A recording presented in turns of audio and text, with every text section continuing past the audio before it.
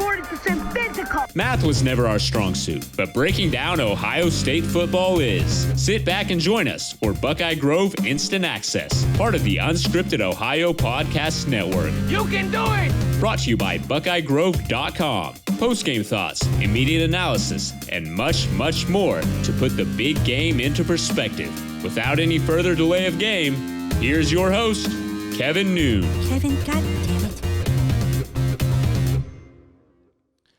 Welcome to a somber yet probably a little angry podcast, the BIA podcast. That's Buckeye Grove Instant Access.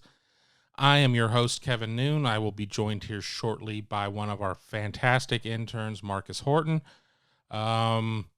Obviously, unless you've been in a well or a cave or, I don't know, underground, you know that the Big Ten has pulled the plug on the fall season.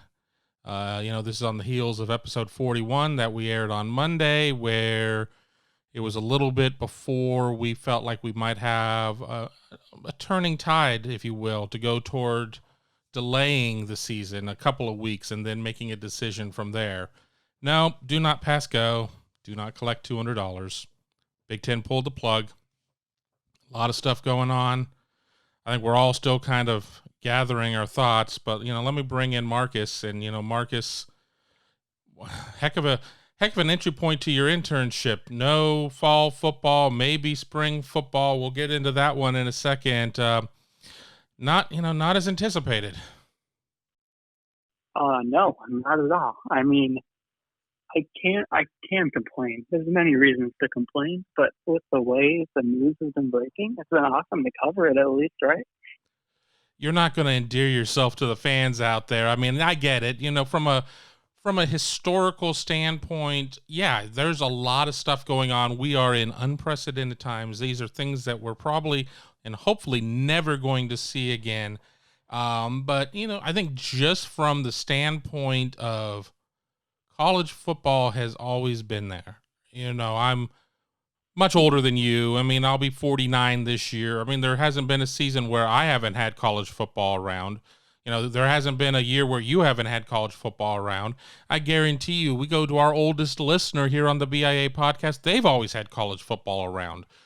You can rewind back into March, and we lost the Big Ten tournament and all the conference tournaments and the NC2A basketball tournament. But college football's coming. So, let's get this garbage right and we'll go. And there's nowhere to go now. Where we're at. No, you're absolutely right. I mean, the build up in the summer seemed like a little bit of a dead period, but it was always there to look forward to, right?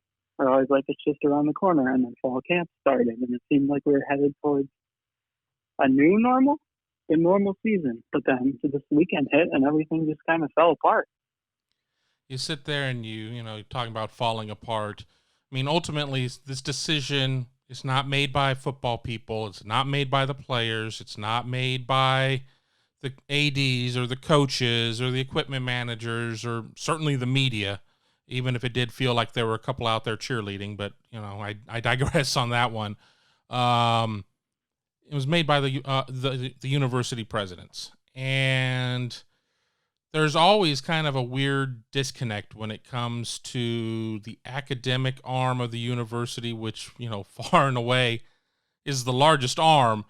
And then the athletics arm, which is far and away the most visible arm, the most, the one that everybody associates.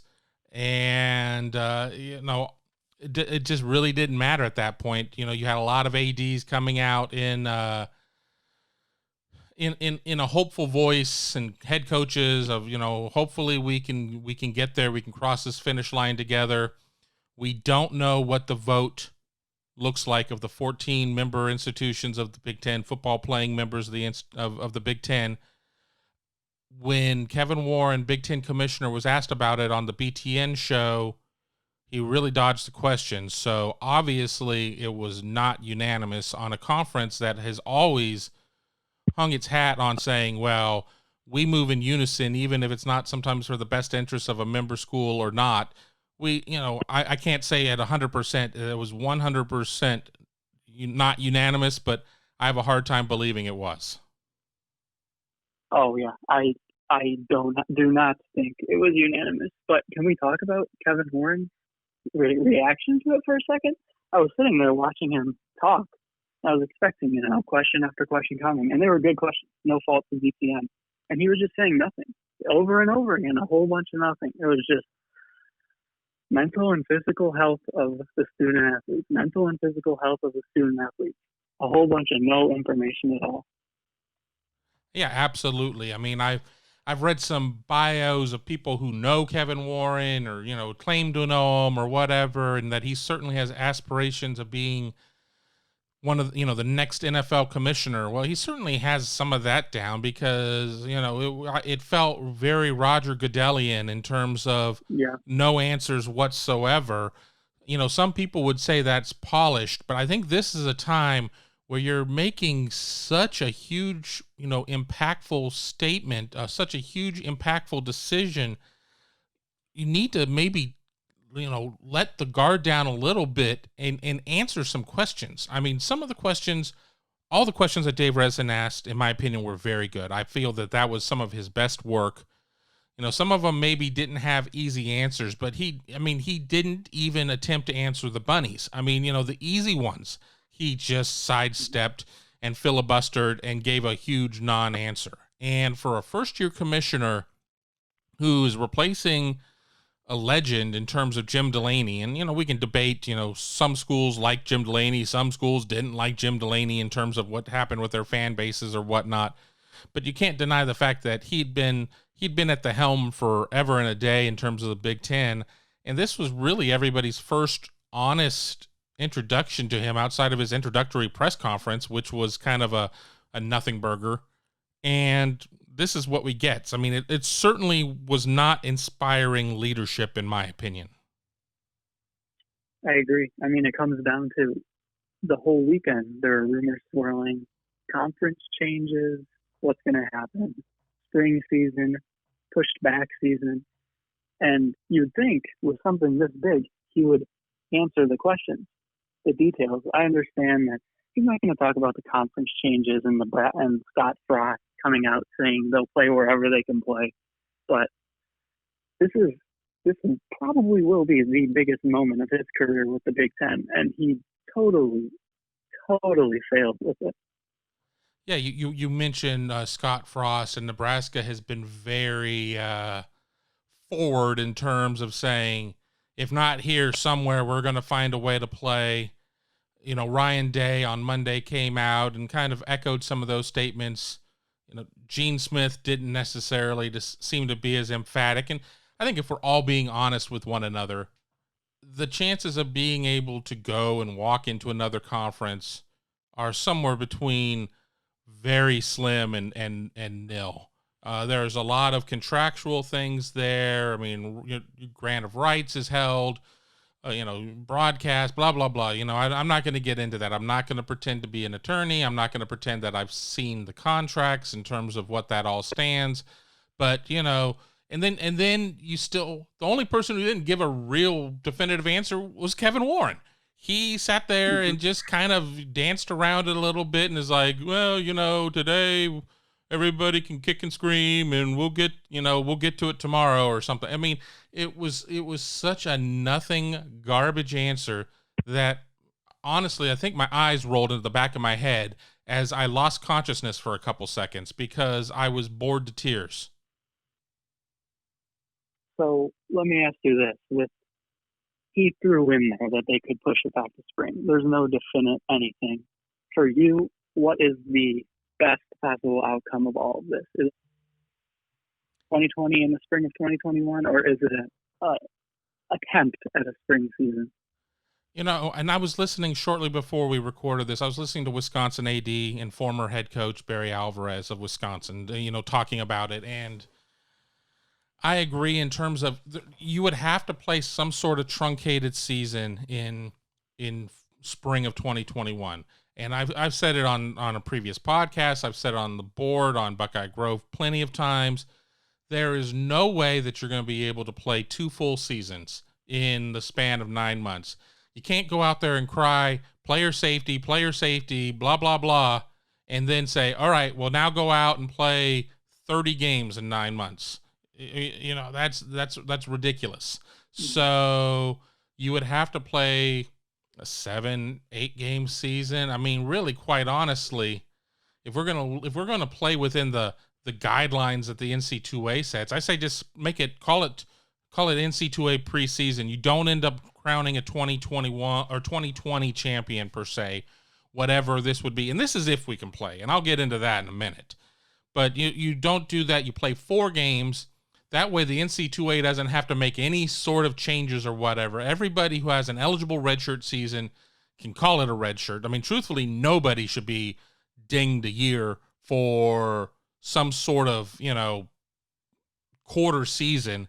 And then you just kind of go on from there. You kind of roll it in as part of spring practice, and so be it.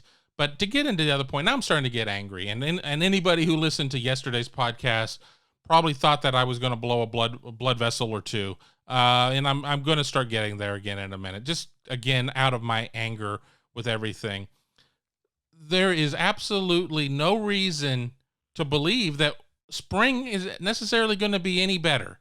And hashtag stick to sports. I'm not going to pretend to be an epidemiologist or some sort of medical professional, but there's a lot of belief that we are going to get, within the next 3 to 4 months, for the first time ever, that we're going to have a vaccine that works on something of this nature that is going to be fully tested, that we're going to have enough time from it to sit there and make sure that there's no immediate side effects or things that come out of it, and that we're going to be good to go. Honestly, we're going to be in the same situation then than we are now, except we'll still be in the midst of a flu season. And we know that the flu can be quite dangerous every year, especially if we end up with an especially bad strain of it. Think H1N1, something along those lines.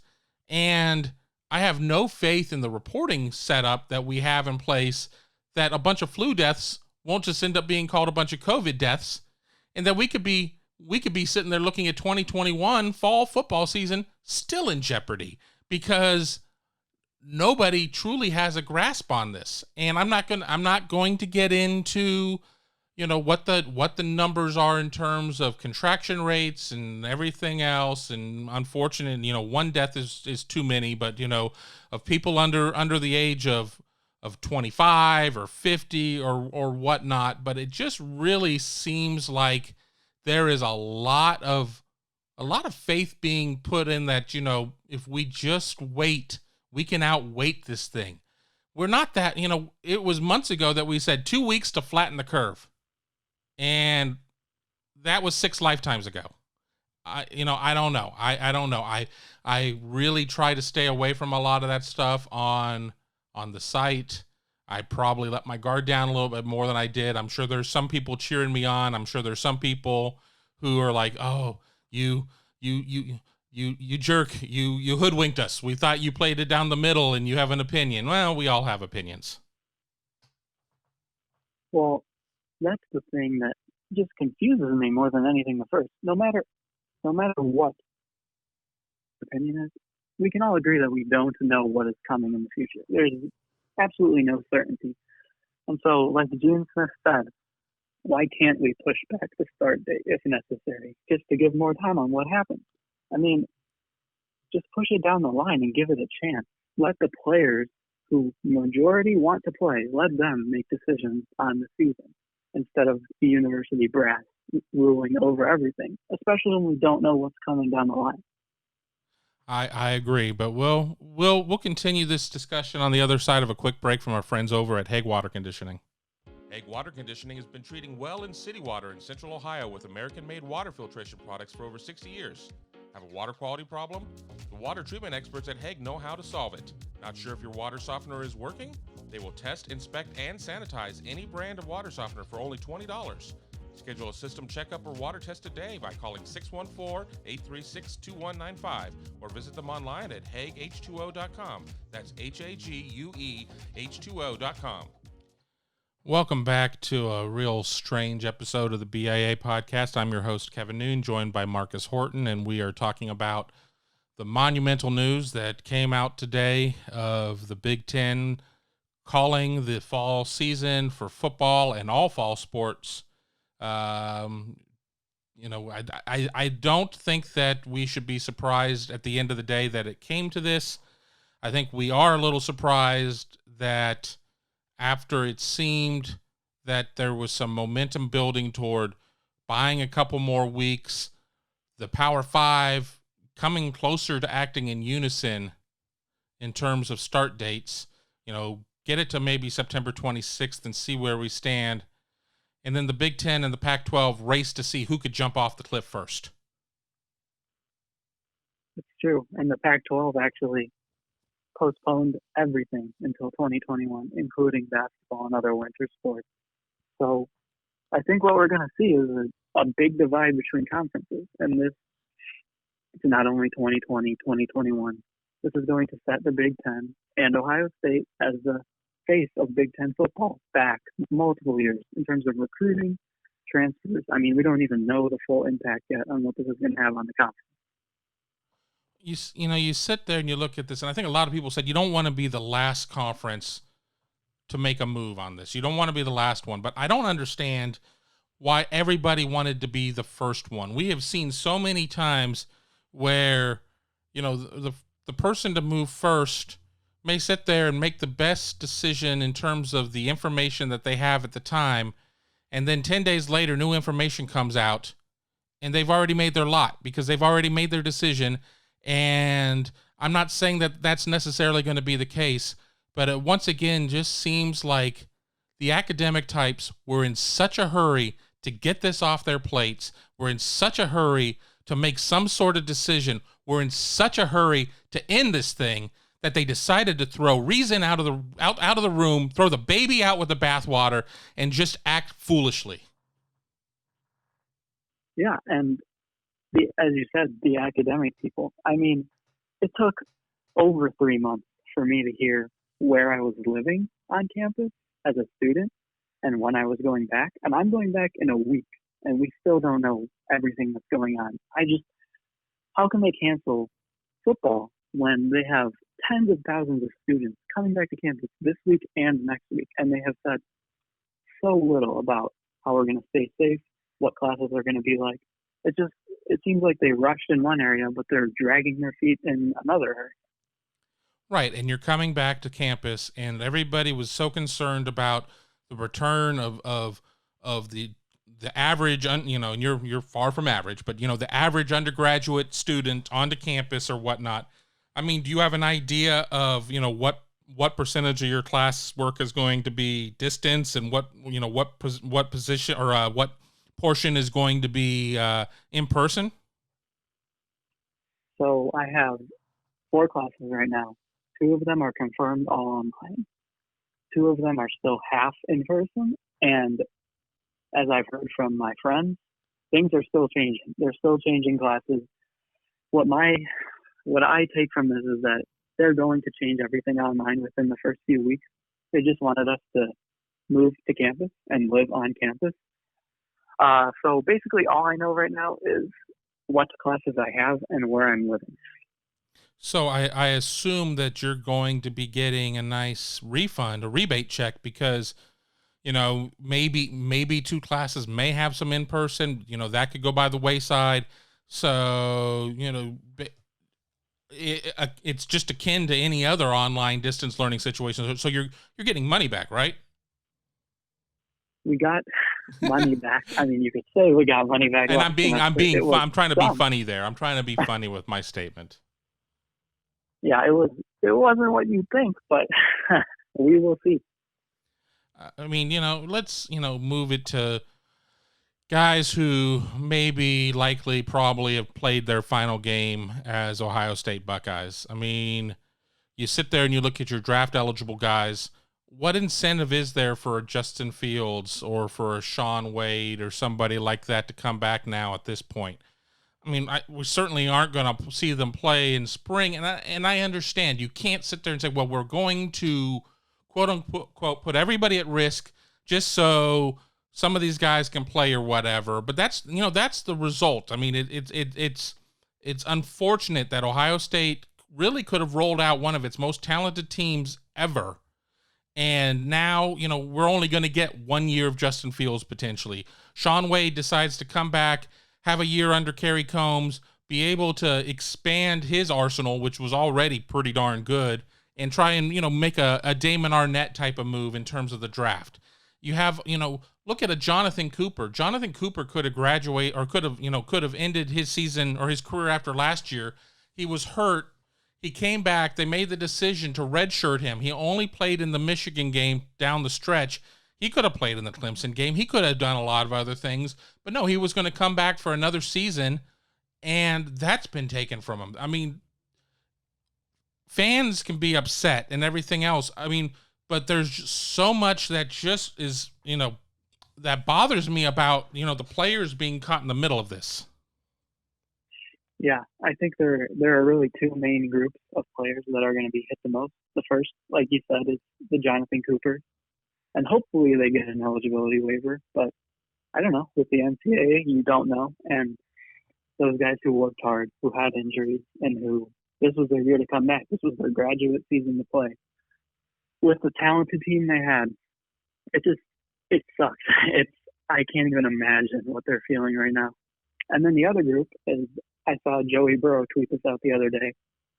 If they cancel the season, guys like him, who were not even projected as top 3 round picks in the NFL draft, they don't get a chance to make those jumps like Joe Burrow did, like Jeff Okudah did. And they're kind of stuck. They're not going to go back because they want to make money playing football, but they also don't have the chance to make more money than they could have made playing football. Right. I mean, you bring up Joe Burrow. I mean, he was probably a 6th or 7th round, late day 3 type of pick.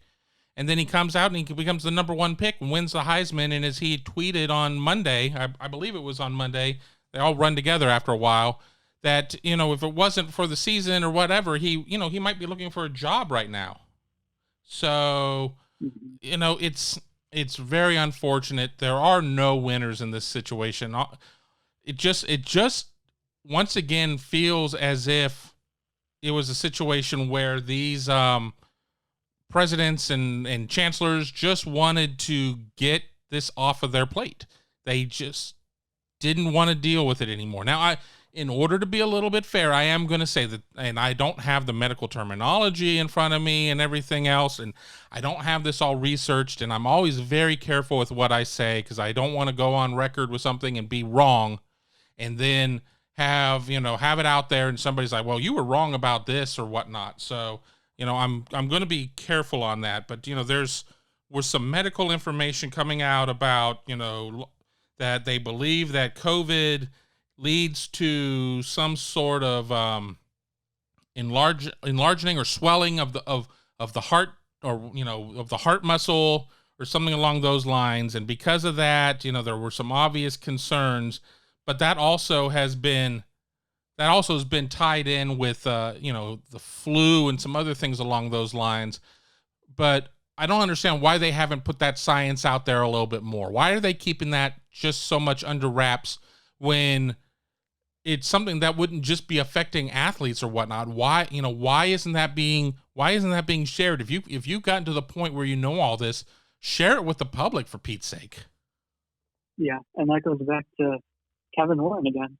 He was asked, I think, 2 times in a row about what changed from last week when the schedule was released to now. And he could have had a chance to say the medical effect, to inform people, because, as you said, this doesn't just affect athletes. It may seem like it only does, but it doesn't. And the lack of information we're receiving on it, it just makes people angry because they don't know why. Why am I not getting college football this season? And, as we get to about the 25-minute mark, we'll kind of dovetail to this. So the Big Ten is done. The Pac-12 is done. Now the ACC, SEC, and Big 12 have decisions to make. The ACC and the SEC both seem quite moved to play. We don't know if it's going to get there. It's very easy to sit there and say that in a vacuum where no conferences have opted out at this point. Two are out. The Big 12 kind of seems to be, I don't know, I don't want to say on the fence because that's not fair. I think they're on the play side of the fence as of today. But, probably if you had to sit there and rank them in the likelihood that they play, I would say that that they're the third, they're the least likely of the three.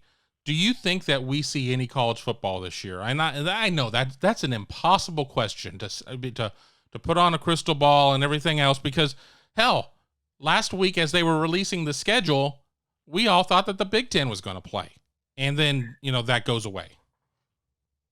I think about a month ago in one of my first pieces for Buckeye Grove, I wrote that they will attempt to play a season due to money, and obviously that's out the window now. But I think we will see at least an effort made. I mean, I do believe the ACC and SEC will go forward. I mean, multiple things came out today with them saying that they were going to go forward as much as they can and that they found paths to take, which it seemed like the Big Ten had too.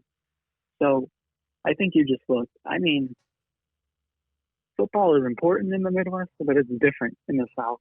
And you've had governors of states speaking out. I know the governor of Mississippi said we need football.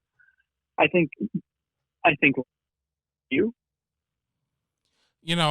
think that, it's a difficult situation. I think that it's really bad in terms of the fact that if other conferences are able to play, it certainly puts Big Ten football at a disadvantage. It's going to be used against them in recruiting. Hell, these schools could come out there and Shaun Wade graduated from Ohio State a couple of days ago. He could transfer somewhere today, in terms of he could go to Alabama or LSU or Florida and transfer there today as a graduate transfer. I mean, obviously there are probably some hoops and everything else that are there. I mean, in order to be a graduate transfer, you have to find a program at the other school that the school that you were leaving doesn't have, but obviously that's never stopped situations like that before. Trey Sermon, who comes to Ohio State as a graduate transfer, he could up and leave. I mean, I'm sure he could probably get this year of eligibility back and everything, but if he's an NFL back and you only get so much time to do this, and while he's not taking any hits this year, I mean, none of us are getting any younger, so I don't know. I tend to think that the way that the Big Ten and the Pac-12 fell, I'm 50-50 at best that anybody plays any college football, but maybe I'm torn because as somebody who's covered the Big Ten for as long as I have, I obviously want to see some good things for the conference. That doesn't mean that I'm this guy that during bowl games puts away, everything else and is like, oh, I'm rooting for everybody. I don't root. I just want to watch games and everything else. But I want to see the conference do well as a whole because that creates news that then we're able to write, which ends up keeping the reader happy, which is good for subscriptions, which is good for us. There's a formula there. So, in some ways, I think that it certainly would behoove the Big Ten if nobody else played.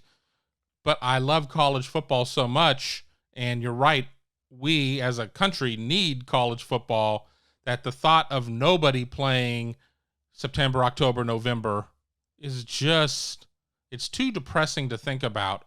And we don't know what's going to be up for college basketball. We have no idea what's going to happen there. If we go a whole year with no college athletics, oh my God, I can't even. Yeah, I mean, we already missed March Madness. We are missing a Big Ten football season. I mean, what else? What else can they take away? I don't want to know. Murder Hornets coming. It really has been a bad run here. 2020 certainly not a good year, and I will leave it at that. I already waded into piranha infested waters earlier, something that I didn't want to do. I'm sure I'll hear about it, but I want to thank you for joining me on the show. And do you have any final thoughts on this? I know we've kind of gone round and round over the 30 minutes of this podcast, but any things that we haven't touched upon or anything that you want to add to the discussion as I just get on these tangents and just don't shut up? I want to say, like, I'm mad right now. I know most of us are mad right now, but I wanted to end by saying I can understand. It's a two-sided issue. I can understand where these people are coming from when they cancel the season. It seems a bit early. I understand that they're worried about the safety of everyone, but it's tough to think about going, as you said, going a season without football. But try to think of it from other people's perspectives. I know you're angry right now, everyone, but we'll have football eventually. And while Marcus is the voice of reason, I'm not. Burn it all down. Anarchy. To hell with this. This is garbage. Let's go independent. You know, I said earlier on Buckeye Grove, at the end of the day, conference membership is very good. Questionable leadership at the conference level, not as good. I'm not ready to. I'm more than willing to go on record to say that Kevin Warren's Q&A session with Dave Revson was a disaster. I don't want to go out and sit there and say that I know exactly what his role was on all those calls. I was not on any of those calls. I was led to believe that he certainly favored spring football, and it appears he got his way in terms of that's what they're going to attempt to do. But I really don't think we're going to see any spring ball. But I digress, and the rate that things have been going, I'm sure we'll probably have at least one more podcast this week, if not more. Probably will be Griffin Strome's time to join us on that one. But again, I want to thank Marcus for joining us here on the podcast, and I want to thank you for listening to us and our 32 minutes of long-winded, I don't even know what, here on this bad day for Big Ten football. But thanks again for listening. And, even if we're not going to have football, we're going to continue churning out content in terms of what's going on in terms of the world of sports, what's going on with recruiting, and we'll even get a little inventive. I've got some ideas for Marcus and Jacob that they can sit there and do some fun stories that we normally wouldn't have the time for. But for Marcus, I'm Kevin, and thanks again for listening to the BIA podcast. Be sure to stay up to date with Buckeye Grove Instant Access when the news breaks or after the big game, exclusively at BuckeyeGrove.com or anytime on SoundCloud, iTunes, Google Play, or Stitcher as part of the Unscripted Ohio Podcasts Network. Hit that subscribe button so you can stay in the know and never miss a single episode.